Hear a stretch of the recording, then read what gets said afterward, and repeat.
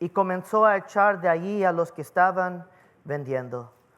Escrito está, les dijo, mi casa será casa de oración, pero ustedes lo han convertido en cueva de ladrones. Y todos los días enseñaba en el templo, y los jefes de los sacerdotes, los maestros de la ley, los dirigentes del pueblo procuraban matarlo. Sin embargo, no encontraban la manera de hacerlo, porque todo el pueblo lo escuchaba con gran interés. Voy a pedir que incline su rostro. Padre, en esta mañana te pedimos que tú nos hables, oh Dios, a través de estos versículos. Pedimos, Señor, que tú encuentres favor sobre tu pueblo. Que tú, Padre, puedes ver una iglesia, un pueblo que te ama, no solo a través de sus labios, pero a través de sus acciones. Padre, ruego que tu palabra nos enseñe hoy en este día lo que te agrada a ti. Y te pedimos, Señor, que el que tenga oídos, que escuche lo que el Espíritu tiene que decir. En tu nombre oramos. Amén y amén. Quisiera titular el sermón de esta mañana, una iglesia que agrada al Señor. No sé ustedes, pero antes de salir a comer o probar un restaurante nuevo, me gusta consultar las reseñas en Google. Y es muy útil ver lo que dicen los demás. Si un restaurante no tiene muchas estrellas o tiene bastantes comentarios negativos, suelo dejarlo pasar. Y lo mismo ocurre con las películas o los productos en Amazon, donde las reseñas pueden orientarme. Sin embargo, es importante recordar que las reseñas no siempre lo cuentan todo. A veces he visitado restaurantes de 5 estrellas y después terminar en un McDonald's. Y he ido a lugares que tienen 2 o 3 estrellas, pero la comida estaba sabrosa. Y hoy en día la gente deja reseñas de todo, negocios, atención al cliente e iglesias. Y por curiosidad busqué nuestra iglesia en Google. 8 personas nos dieron una calificación promedio de 4.9 de 5 estrellas. Nada mal. Ahora, por favor, no quiero ver más que 8 comentarios después del servicio, por favor. Right? Y para la persona que nos dio 4 estrellas, arrepiéntate. Es broma, es broma. La gente reseña aspectos como la música, la calidad de la predicación, la duración del servicio, la amabilidad, la limpieza, el ministerio infantil y las actividades juveniles. Y amigos, recuerden que también es importante que entendamos, no existe una iglesia de 5 estrellas. Donde sea donde están los humanos, siempre va a haber imperfecciones. All right? Ahora, en cualquier caso, esta perspectiva podría ser valioso en ciertas situaciones. Sin embargo, me pregunto si es beneficioso para las personas evaluar la iglesia de Dios según sus preferencias personales. Las personas suelen buscar iglesias por razones específicas. Algunos buscan iglesias que actualizan sus instalaciones y tecnología. Otros están buscando por una iglesia que solo dura 1 hora. Otras personas buscan por una iglesia que está cerca y conveniente. ¿Y podría este punto de vista pasar por alto un punto importante? ¿Refleja la iglesia realmente lo que Jesús visualiza? Es fácil olvidar que la iglesia en esencia es una comunidad comprada por la sangre de Jesucristo. A veces creemos que la iglesia se trata de nosotros, nos pertenece a nosotros, pero nos olvidamos que esta iglesia es de Cristo. Y los expertos en crecimiento de la iglesia enseñan que la clave del crecimiento es preguntar qué ven los invitados cuando visitan su iglesia.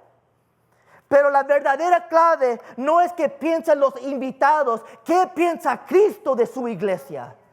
Eso importa más. ¿Qué dice Cristo cuando entra en esta puerta? ¿Qué dice Cristo cuando ve nuestro servicio? ¿Qué dice Cristo en la forma en cómo adoramos? ¿Qué dice Cristo cuando entramos por las salones? ¿Qué dice Cristo cuando salimos de aquí? ¿Qué dice Cristo de su iglesia? ¿Está complacido el Señor con lo que ve? Y para determinar si el Señor está complacido con su casa, primero debemos preguntarnos, ¿quién está a cargo? Nuestro pasaje cuenta la historia de Jesús entrando en el templo. Primero de Pedro capítulo 4 versículo 17 dice, porque es tiempo de que el juicio comience por la casa de Dios. Escuchen, ¿dónde va a comenzar el juicio primero? Amigos, en esta mañana Cristo va a regresar por nosotros y Él va a limpiar este mundo, pero va a comenzar primero en la casa de Dios. Y esto es importante que tú y yo entendemos. En Lucas capítulo 19, Jesús está en camino a la ciudad de Jerusalén. Entra en la ciudad montado en un burro, demostrando que Él es el Mesías que vino a traer paz a la gente. Y en Mateo capítulo 21, versículo 10, dice que cuando Jesús entró en Jerusalén, toda la ciudad se conmovió. ¿Y quién es este?, preguntaron. Y este es el profeta Jesús de Nazaret de Galilea, contestaba la gente. Aceptaron con su nombre, pero no comprende realmente quién está frente a ellos. Este hombre es más que un profeta. Este hombre es el cumplimiento de las profecías. Él es Dios encarnado que está en medio de su pueblo. Y para demostrar su autoridad, para demostrar que Él es más que un profeta, Él va a ir al templo y va a limpiar su casa. En Juan capítulo 2, versículo 16, Jesús le dice a la multitud, saquen esto de aquí, no convierte la casa de mi Padre en un mercado. En Lucas capítulo 2, versículo 49, cuando los padres de Jesús lo perdieron en el templo, Jesús le dijo a sus padres, oye, ¿no sabían que tengo que estar en la casa de mi Padre? Ahora presten atención a lo que Jesús dice en nuestro pasaje, porque Jesús no dice que esta es la casa de mi Padre, Jesús dice, esta es mi casa. El templo es el lugar de adoración y Jesús entra en el templo declarando públicamente su divinidad. Yo soy a quien están adorando en este momento. Yo soy el dueño de esta casa, es mi casa. Antes de Jesús, el templo tenía varios nombres. Inicialmente se conocía como el templo de Salomón, cuando lo construyó en el año 900. Y luego después el templo fue destruido y Zerubabel fue quien construyó el templo. Luego ese templo se fue conocido como el templo de Zerubabel. Y luego llegó los romanos y Herodes comenzó a construir más y añadir al tiempo. Y durante el tiempo de Jesús, el templo se conocía como el templo de Herodes. Pero note lo que Jesús dice, esta casa no es el templo de Salomón, esta casa no es el templo de Zerubabel y esta casa definitivamente no es casa de Herodes, esta es mi casa. Hay que tener cuidado, mis queridos hermanos. Sin embargo, Jesús afirma que este es el templo de Él. Jesús declara su autoridad sobre el templo. Además, cada iglesia debe preguntarse, hoy, ¿quién está al mando? Amigos, Fabio y yo tenemos el privilegio de servir como sus pastores, pero esta iglesia no nos pertenece a nosotros. El pastor Lema fundó esta iglesia en el 1968, pero tenga cuidado a exaltar a Lema, porque Lema no es el dueño de esta casa. Esta iglesia le pertenece a Cristo. Y todo lo que sucede en esta iglesia, Cristo tiene la autoridad. Él debe ser el principio y el fin de nuestro servicio. Todo debe determinar y concluir con Él. Colosenses capítulo 1, versículo 18 dice, Él es la cabeza, que es la iglesia. Él es el principio y el primogénito de entre los muertos para ser todo el primero. Mi querido hermanos, toda acción en nuestra iglesia debe centrarse en Dios. Nuestras acciones deben comenzar y concluir con Él, y Él es la cabeza, mientras que nosotros somos el cuerpo. Él es el Señor y nosotros somos sus siervos. Él es el novio y nosotros somos la novia. Él es el pastor y nosotros somos sus ovejas. Jesús debe supervisar todo lo que sucede dentro de la iglesia, y le desagrada que las agendas humanas intenten anular su autoridad divina. Por lo tanto, la primera pregunta que debemos hacernos a ver si el Señor está complacido con su iglesia es: ¿quién está al mando? En segundo lugar, debemos preguntarnos: ¿estamos adorando en espíritu y en verdad? Cuando pienso en Jesús, mi mente va a Mateo capítulo 11, versículo 29, donde Jesús dice que yo soy manso y humilde. Pero eso no es el Jesús que vemos aquí en nuestro pasaje. Vemos a Jesús entrar en su templo con autoridad y juicio. Y Jesús, profundamente perturbado por quienes estaban en el templo, expulsó a los vendedores. El término griego es ekbalo, que significa obligar a salir, sacar o expulsar. Y esta palabra se asocia frecuentemente con Jesús expulsando demonios de los afligidos. Cuando Jesús hablaba, los demonios tenían que obedecer y tenían que huirse, porque Él tiene autoridad. Y esta misma autoridad, Jesús entra en el templo y tal como sacaba demonios, le sacó a todos aquellos que estaban vendiendo en su templo. Con solo una palabra: salga de aquí. Sin embargo, algunos pasajes dicen que Jesús estaba tan enojado que volcó las mesas de los que cambiaban dinero y los puestos de los que vendían palomas. Ahora debemos preguntarnos: ¿qué llevó al manso y humilde Jesús a convertirse en un luchador? Algunos comentaristas creen que Jesús se molestó porque se estaban llevando a cabo negocios en el templo. Pero no creo que Jesús estuviera enojado porque se estuvieran llevando a cabo negocios. Todo lo que sucedía en el templo era legítimo, práctico y necesario. Tienen que comprender el contexto. Muchos peregrinos celebraban la Pascua y llenaron la ciudad de Jerusalén, posiblemente alcanzando a los 2 millones de personas. Ahora imagínense, esa ciudad estaba llenísimo. Y la traducción judía exige que los varones mayores de 13 años asistieran al templo 3 veces al año: el tiempo de Pascua, Pentecostés y los tabernáculos. Si bien no todos podían asistir a los 3 y muchos deseaban celebrar la Pascua, las familias viajaban a lo largo y ancho del país para participar en la Pascua. Y durante esta fiesta, durante el tiempo de Pascua, hacían 2 cosas en específico: pagaban su impuestos anual del templo y realizaban diversas ofrendas y sacrificios. Consideran esto: cargaban dinero y cargaban un sacrificio. ¿Están conmigo? Ok. Ahora, personas de diferentes regiones llegaban para la Pascua y traían sus monedas locales, ya que el papel moneda no existía entonces. Y estas monedas debían cambiarse por moneda oficial en el templo. Algunas monedas tenían símbolos, lo cual van a poder ver aquí en la parte de abajo.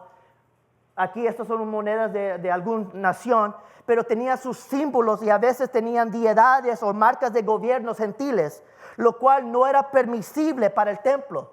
Ellos tenían que cambiar estas monedas para la moneda del templo. Esto era permisible y aceptable en el templo en esos días.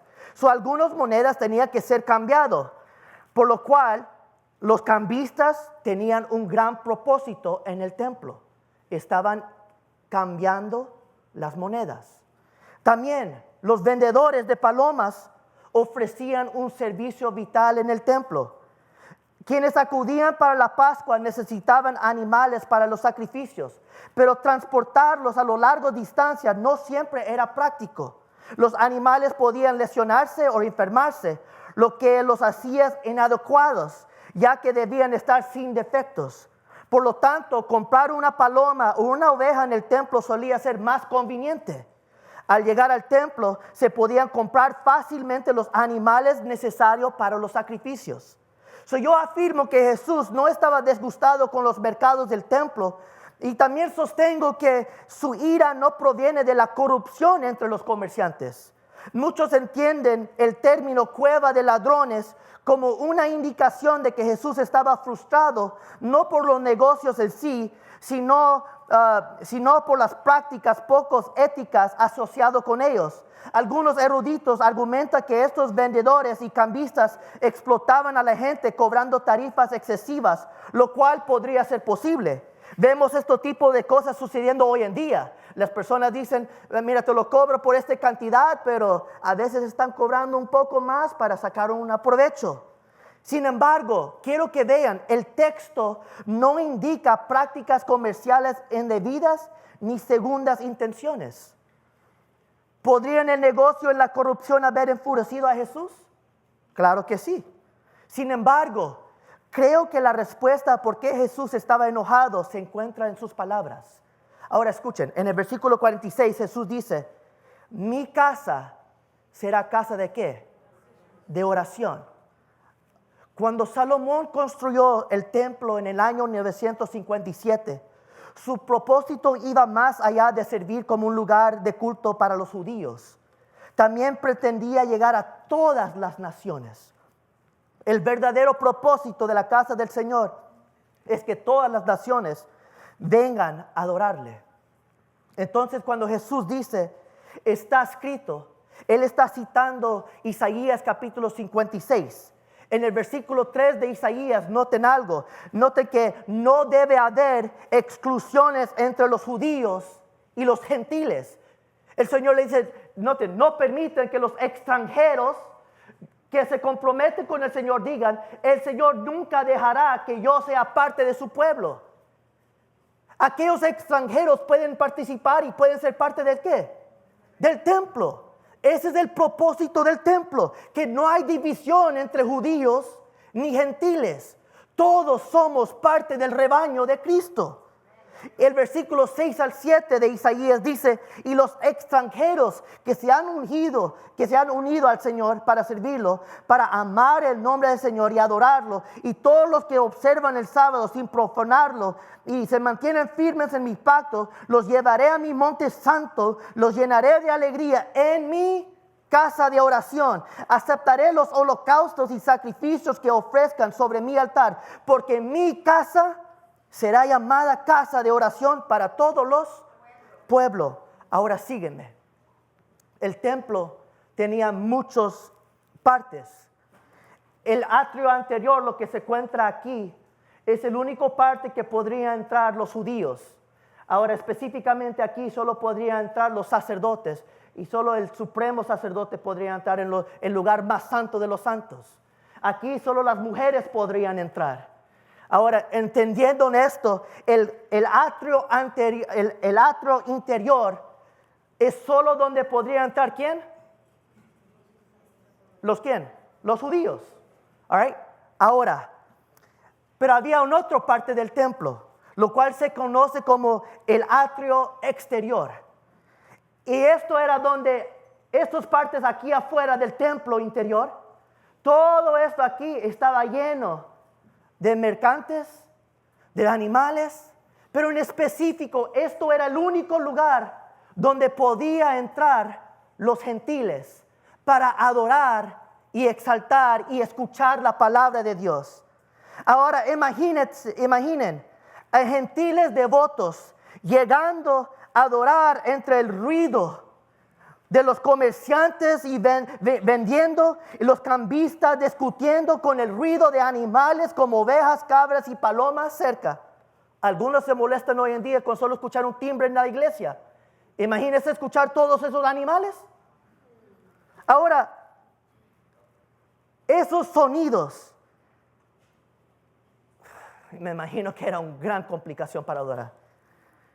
Sería muy difícil, ¿no? Y yo creo que Jesús se molestó ese día porque los negocios interrumpían la adoración. Si bien los comerciantes podían haber robado a las personas en el templo, pero su delito más grave fue robarle al pueblo el tiempo para adorar. Piénsenlo. Estaban siendo una distracción para los gentiles escuchar. Interrumpieron la capacidad de los gentiles para adorar a Dios. Pero en segundo lugar, los líderes religiosos utilizaban los servicios del templo para encubrir sus pecados. Lo vean como el lugar para esconderse de la justicia de Dios. No solamente estaban impidiendo, no solo estaban destorbando la adoración.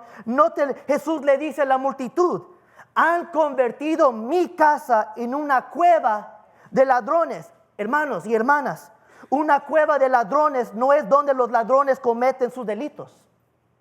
Es donde se esconden después de cometerlos. Jesús no está diciendo que están robando en mi templo. Aquí están viniendo a mi templo para esconderse de lo que están haciendo afuera. Now, Jesús no insinúa que el negocio en sí sea turbio, más bien indica que su presencia corrompe el lugar de adoración.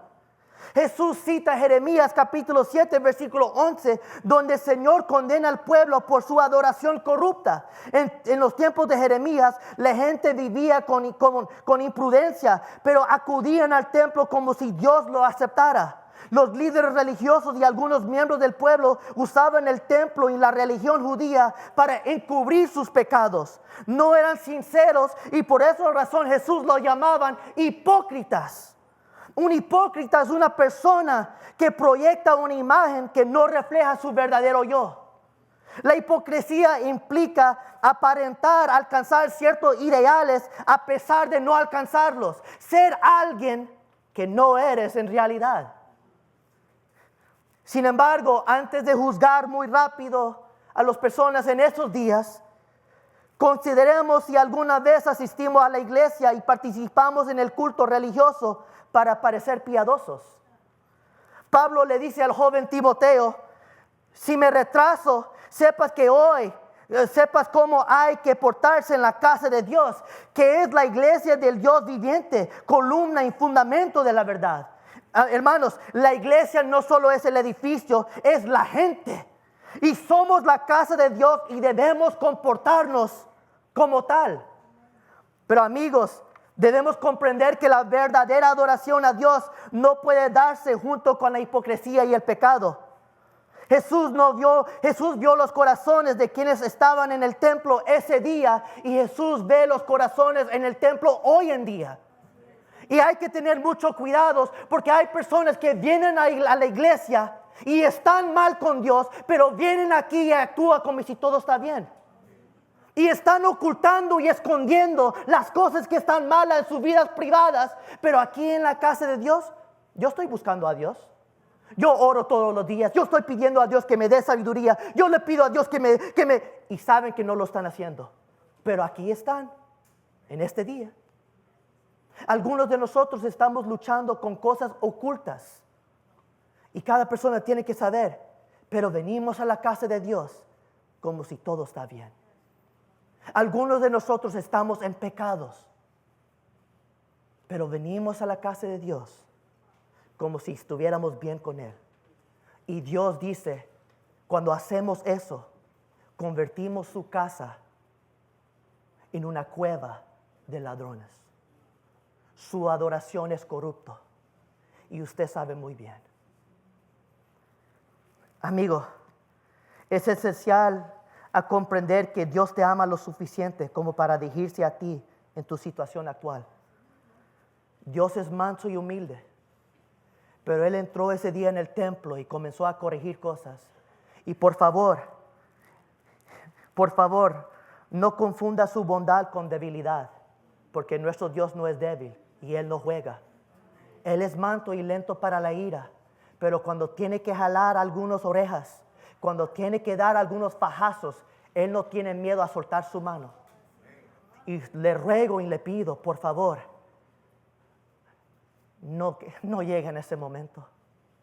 Es mejor ser sincero y honesto con Dios.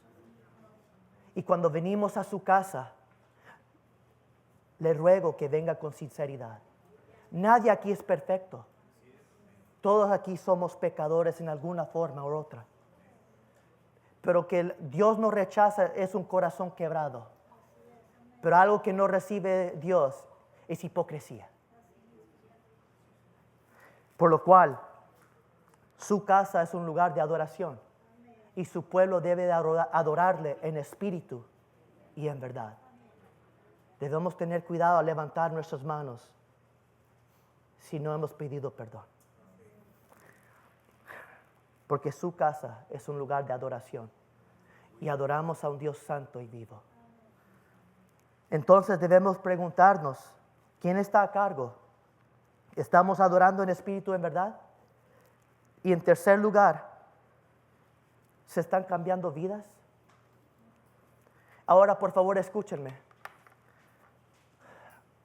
Porque los servicios estructurados, la música de calidad, las instalaciones atractivas, las actividades agradables y los programas bien organizadas no necesariamente indica que el Señor aprueba la iglesia. La iglesia puede crecer, mis queridos hermanos, y no significa que Dios está contento. Déjeme decirle, el diablo también puede montar un espectáculo. En inglés, the devil knows how to put a show. Y déjeme decirte, ¿de qué sirve poseer grande templo, buen luces, sonido y todas estas cosas, pero no estamos viendo vidas transformadas? Amigos, una de las señales de que Dios se complace con su iglesia es cuando las vidas se transforman. Y nuestro pasaje en Lucas nos dice que después de que Jesús sacó y limpió el templo, en el versículo 47 él dice, comenzó ¿a qué? A enseñar diariamente en el templo. Ahora observen que en la última semana de la vida de Jesús, antes de ser crucificado, ¿qué hace? Comienza a predicar la palabra, predica y enseña a diario. Y amigos, una iglesia que delita al Señor debe estar fundado en la palabra, declararla y enseñarla. Para que se produzca un cambio, la palabra de Dios debe ser proclamada. Juan capítulo 17, versículo 17 dice, santifícalos en tu verdad y tu palabra es verdad. Mateo 24, versículo 35, el cielo y la tierra pasarán, pero mis palabras no pasarán. Hebreos 4, versículo 12, porque la palabra de Dios es viva y eficaz. En Romanos capítulo 10, versículo 17, así que la fe es por el oír y el oír por la palabra de Dios. Ahora Lucas nos informa que Jesús enseñaba diariamente, pero Mateo capítulo 21, versículo 14 nos dice que después de que Jesús limpió el templo, se le acercaron en el templo ciegos y cojos y los sanó. Es interesante notar que cuando Jesús entró en su templo, no solo expulsó lo que los líderes judíos habían permitido entrar, sino que también trajo lo que buscaban mantener fuera. Los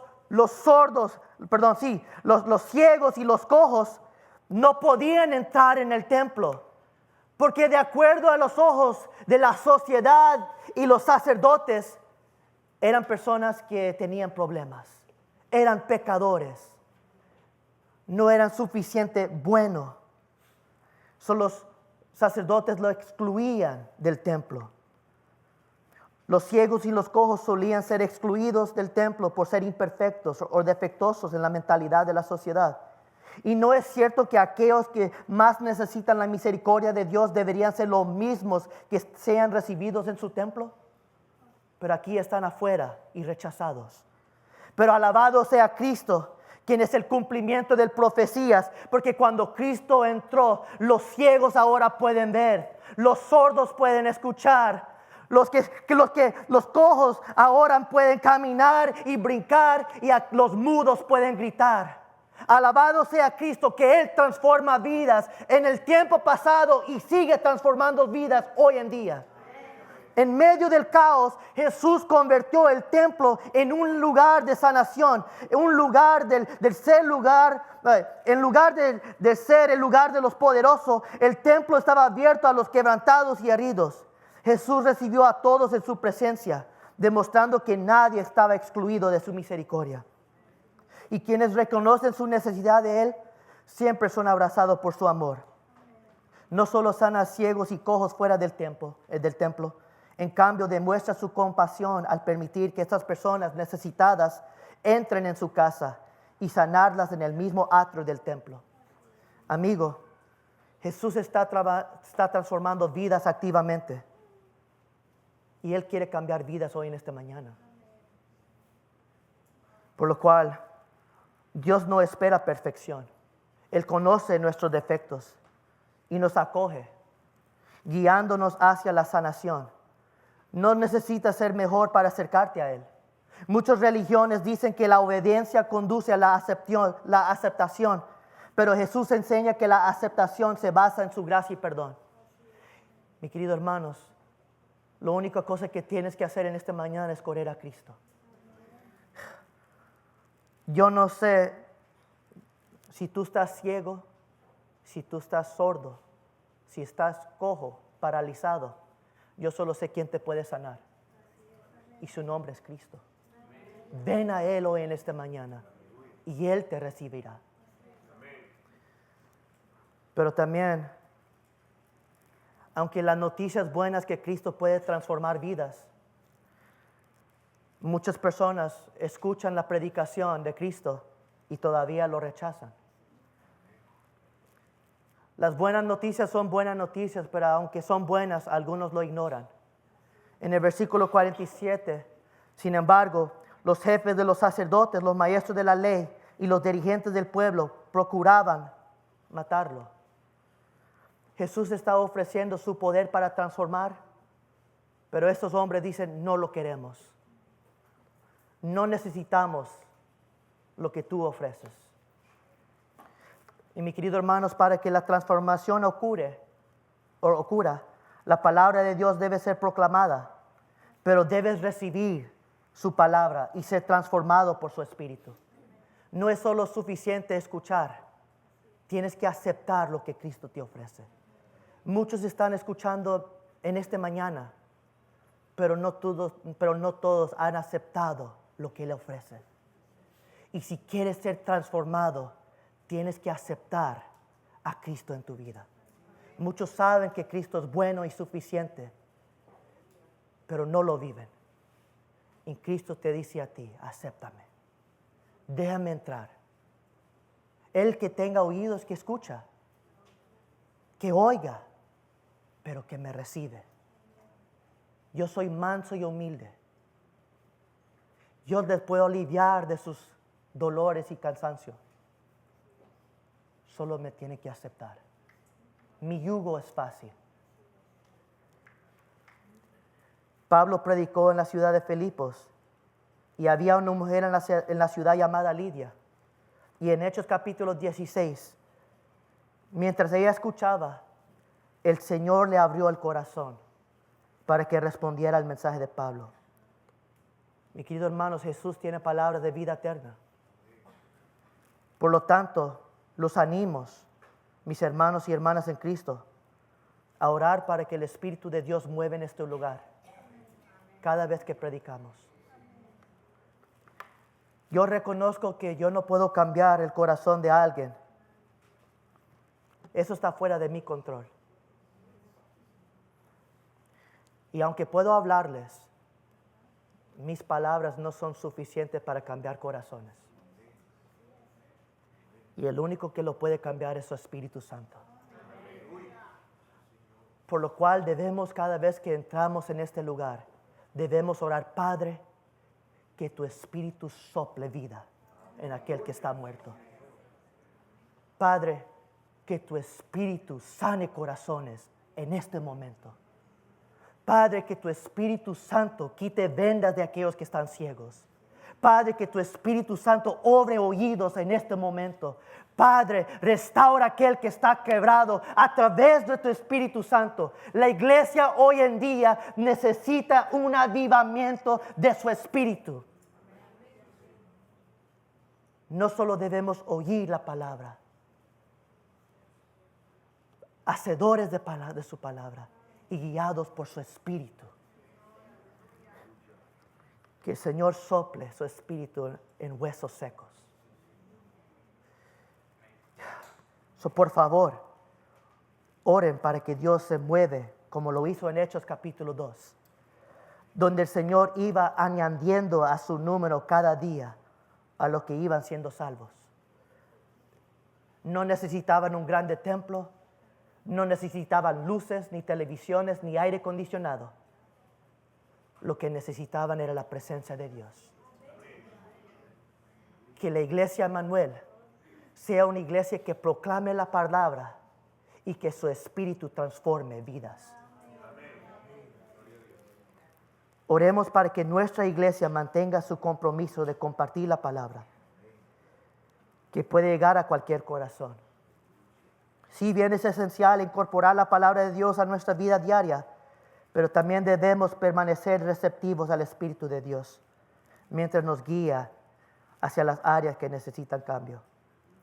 Que el Señor se deleite en su iglesia, transformando cada vida que entre en ella. La transformación es vital para cada uno de nosotros que escuchamos su palabra. Y que no olvidemos que ahora tú y yo somos el templo.